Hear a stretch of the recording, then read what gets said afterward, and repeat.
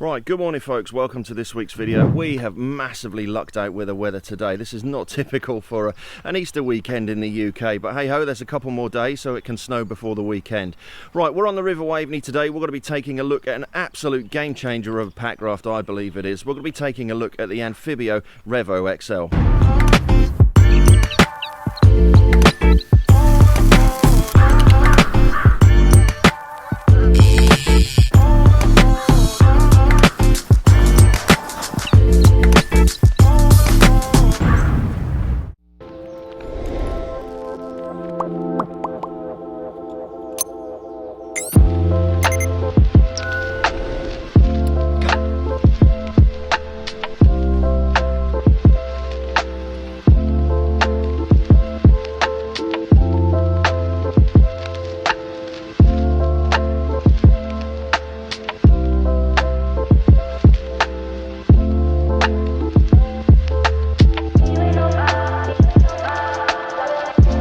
The first thing I want to mention is this raft that we've got here is a prototype of the Revo XL, so this has been basically put together for design and testing and just to see what needs to be tweaked on the raft. So there are a few subtle differences to this raft compared to the one that is actually on the website at present.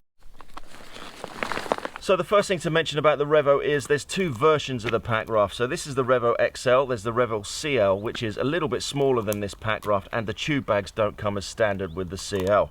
Looking at the stern of the packraft before we blow it up, you can see by the stern here, it is a complete different shape at the stern here, but we'll take a little look at that a little bit later on.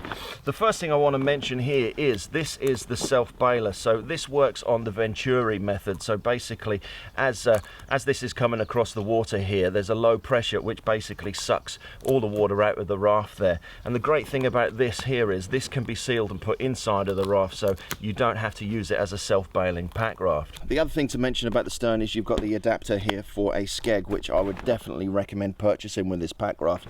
I've paddled a few pack raft with skegs and you can massively see the difference in actually keeping the pack raft in a straight line. So the first thing to mention about the Revo XL is what it's actually made out of. So the tubes are made out of 210 TPU and the floor is made out of a really strong 840 TPU. And there is a difference in the design of the floor, and we'll take a look at that a little bit later on when we get some air inflated into the pack raft. Starting at the stern of the pack raft, you've got, as we mentioned before, a complete different design in the stern here. You've got on the port stern, you've got your standard Boston style valve there.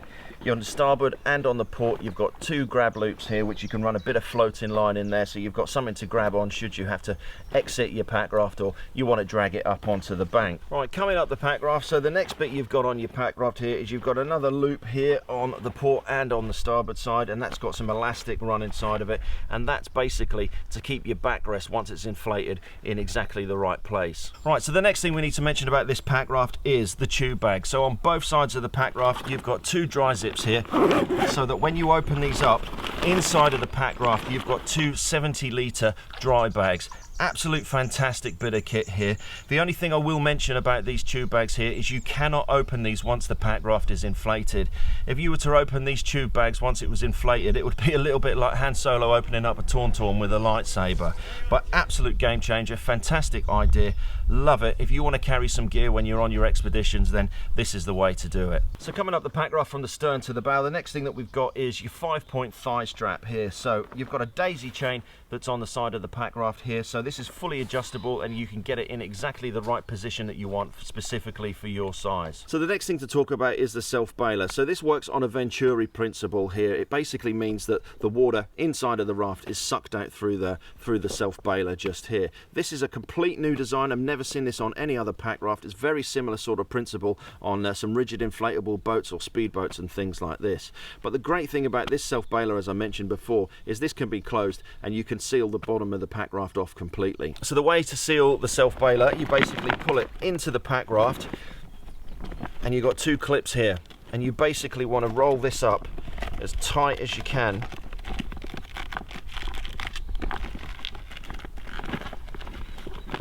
all the way down, and then just run your clips into each other. So the next thing to talk about is the floor and the seat. Now I store this separately in my bag. It just means the Packraft rolls up smaller and fits better on my rucksack. Now this is an inflatable floor, and in my eyes it does three things. It keeps you quite high in the Packraft once you've got the inflatable seat on top of it, meaning that you've got a good downwards paddle stroke compared to if you didn't. You'd be sitting like so and your paddle would be like this. The next thing that the floor does is, obviously this is inflatable and the Packraft is designed for white water, so it's going to keep you above the water if there's any water ingress into your Packraft, where the water is going to be underneath the floor and then pushed to the back of the Packraft and it exits through the self-baler. The next thing that this floor does, it really does increase the rigidity of this Packraft. It's an absolute game changer. You'll notice a massive difference. Once you put the floor in and you inflate it, you'll see the rocker and the rigidity of the Packraft just come into place, and it is definitely a must for me. Right, so the next thing is the floor. So the floor is made out of 210 TPU. You've got your standard Boston valve at the top there. Your seat, your inflatable seat, is attached with a piece of webbing which is adjustable here as well. You don't have to use the inflatable seat if you don't want to. If you think that you're too high up in the Packraft, you can get a shot of this, and then there's another foam seat that you can purchase separately as well, and the foam seat is held in position with this piece of webbing here. All we're going to do now is just get the floor sat into the Packraft, inflate the Packraft, and then we'll inflate the floor.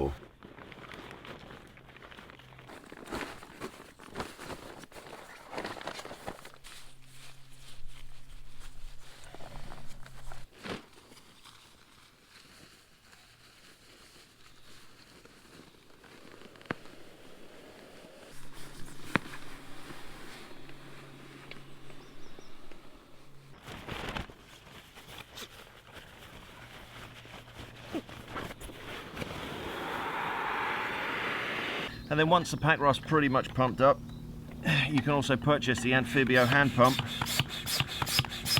just to get the final pressure in.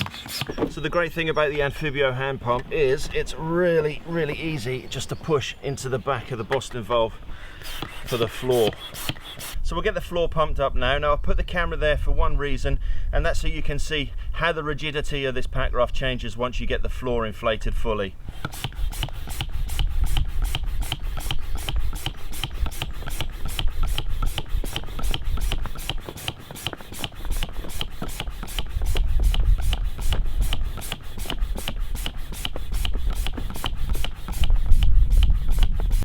Right, so all we've got now is the backrest, and that is literally just a blow inflate, and then the seat. Right, so there we go. So that's the Revo XL pretty much all set up for a day of adventure on the water today. So the one thing I did say I'd mention earlier on is the floor of this Packraft. So we've got a TPU, 840 TPU on the bottom here. Now you can see here, it doesn't finish where it normally finishes on a Packraft. It does actually envelope part of the tubes as well. So it's giving it more protection on the tubes, you know, the areas that are more likely to get rubbed on rocks and things like that. And you can also see, once this floor is inflated inside, how much the floor is actually giving its Packraft some rigidity. You can also see the self-baler there, all folded up and ready to go. So one of the unique selling points about the Revo is the twin tail that you can see at the stern here. Now there's been a few comments on social media I've seen about this being just a gimmick, but think about the early surfboard design with the swallowtails. They were built like that for stability and maneuverability, but I guess realistically you'll only notice the difference when you're paddling this in white water compared to calm water that we're paddling today. So to give you some further specifications and weights of the Packraft, so the total weight of this Packraft, that's with the floor, the seat, the tube bags and the backrest, is 3.8 kgs. Inner dimensions of the Packraft, so the width is 36 centimeters and the length, the inner length of this Packraft is 1.35 meters. On the outside of the Packraft, the total length of this Packraft is 2.47 meters and the width is 96 centimeters. It has a top speed of about 5k per hour and a maximum buoyancy of 170 kilos.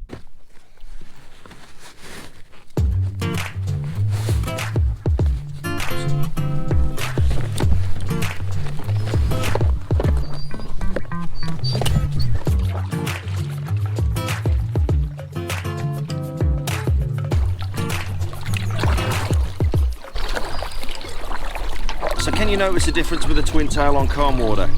I said earlier on that you'd probably only realise the difference when you're paddling in white water, but you know what, I actually can see a difference paddling this on the calm water. It is tracking really straight, You know, compared to some packrafts that when you put one paddle stroke in, you know, you pretty much turn on a sixpence. This is pretty much tracking straight all the way along. Although when you do stick a paddle stroke in, it does turn fairly well.